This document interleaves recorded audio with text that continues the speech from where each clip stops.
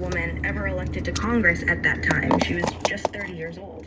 And she really styled herself at that time in a similar establishment vein to Liz Cheney, honestly. She came in as an acolyte of Paul Ryan. There's a strange She plane. worked in President George W. Bush's administration.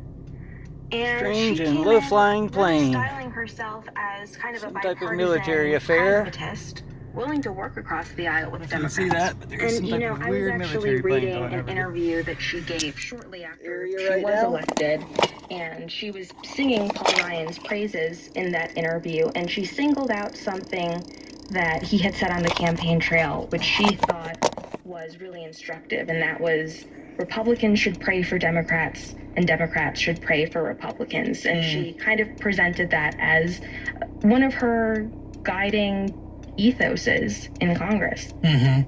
So, given these moderate roots of her career in Congress, when do things start to change?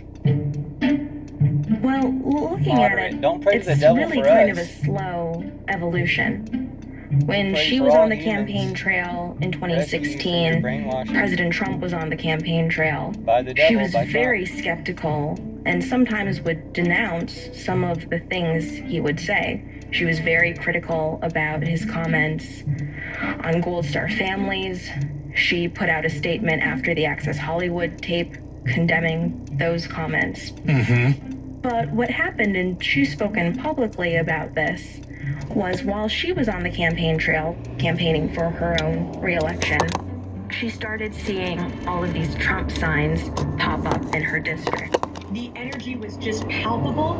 Anyone on the ground or who was knocking on doors, talking to voters, understood that it was going to be a historic election. And her district, I should add, is one that voted for Obama twice. Right. And so she started seeing huge rallies in New York, populated with people she had never seen before at Republican political rallies. And come Election Day, she is returned to Washington. Trump obviously wins the White House, and he carries her district by significant digits. Every day, but it's really a microcosm of the growing Republican Party and the growing share of the electorate that helped President Trump win in 2016, and we need to maintain. So when she comes back to D.C., I think her calculation is slightly different. I think we slowly started to see her evolve into someone who was willing to be a little bit more supportive of certain policies of his and of him writ large than she had been on the campaign trail. And I think most people would really say the metamorphosis sort of was completed when it came to his first impeachment trial. As every day goes by, Adam Schiff and the Democrats' wishful thinking for impeachment crumbles. For a lot of people, especially those who had followed her political trajectory, There was no quid pro quo. I think it was really almost as if a switch had flipped. That this is a partisan process and it's a complete waste They of flipped energy. the Russia Adam Schiff switch has on been her. an abject failure. She would become a Turned on the viral Putin. sensation anytime there was a little clip of her just tearing into Democrats, and the Republican base just loved it. The donations started pouring Putin into loved her it. campaign, KGB loved and it. not only did Republicans on Capitol Hill and Checked the all the media take boxes. notice, but President Trump took notice. That's He Putin and went the out of KGB. his way to KKK. thank her, Right there. and in particular lavished praise on her You for the got way that she praised was by the attacking Democrats. KKK. And so she really saw, So I just think, keep a that in number mind of when we hunt benefits you down for your to treason. her performance. So I'm curious, after President Trump survives the impeachment, but then goes on and loses re-election, and then conjures up this lie that fraud was the reason why, how does this new version of Congresswoman Stefanik, this defender of the president, how does she respond to that? Well, I think there was a big question on the Hill when we saw that this challenge was kind of being ginned up, which of his supporters would be willing to indulge it. And just a couple of days before that vote was planned on January 6th, she came out and said that she would vote to object to some of President Biden's electors, particularly in Pennsylvania. And just a few hours after the riot unfolded at the Capitol, Congresswoman Stefanik went ahead and voted to object to the Pennsylvania electors. And in the following weeks, when the House moved to impeach President Trump for his role in fomenting the January 6th riot, she voted against impeaching him. So in almost every way, Congresswoman Stefanik does the exact opposite of Congresswoman Cheney. Stefanik parrots statements from President Trump that arguably helped instigate the riot at the Capitol. She votes against certifying Biden as the winner of the election. She votes against impeaching President Trump for his role in the riot, all of which, it sounds like, makes Stefanik perfectly suited in this moment to be a Republican House leader. KGB.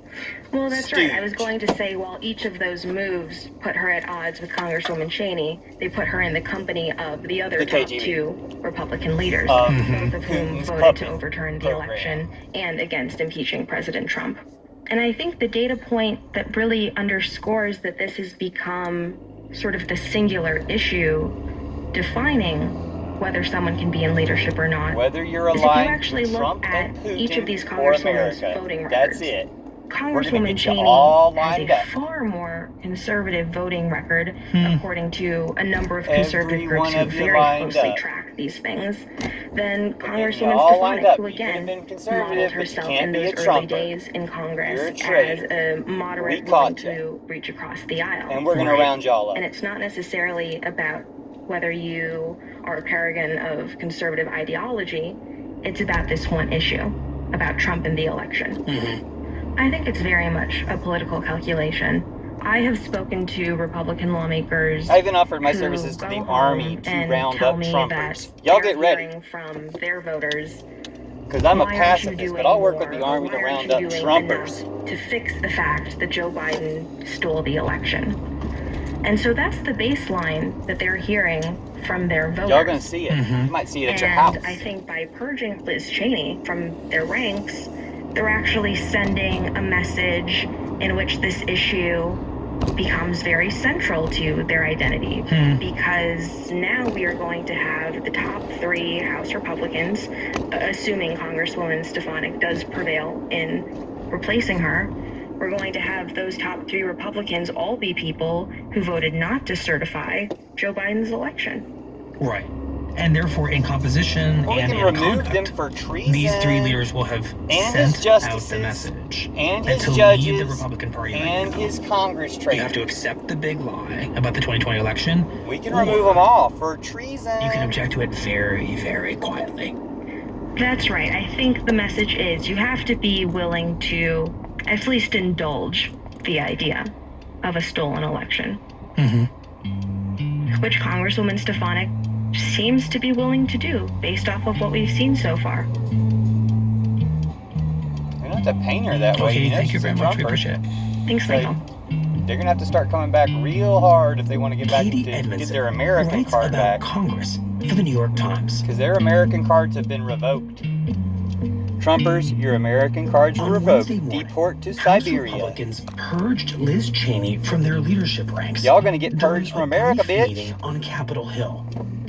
Emerging Get ready. from that meeting, Cheney remained unremorseful and said she was your committed bags to for doing Siberia. Everything I can to ensure that the former president never again gets near the Oval Office. We can make it all Republicans if y'all want to purge. We can make it everybody who's still in the Republican role gets put in a camp or deported to Siberia. I'm not even joking. Y'all lost your American cards. We got your American cards now.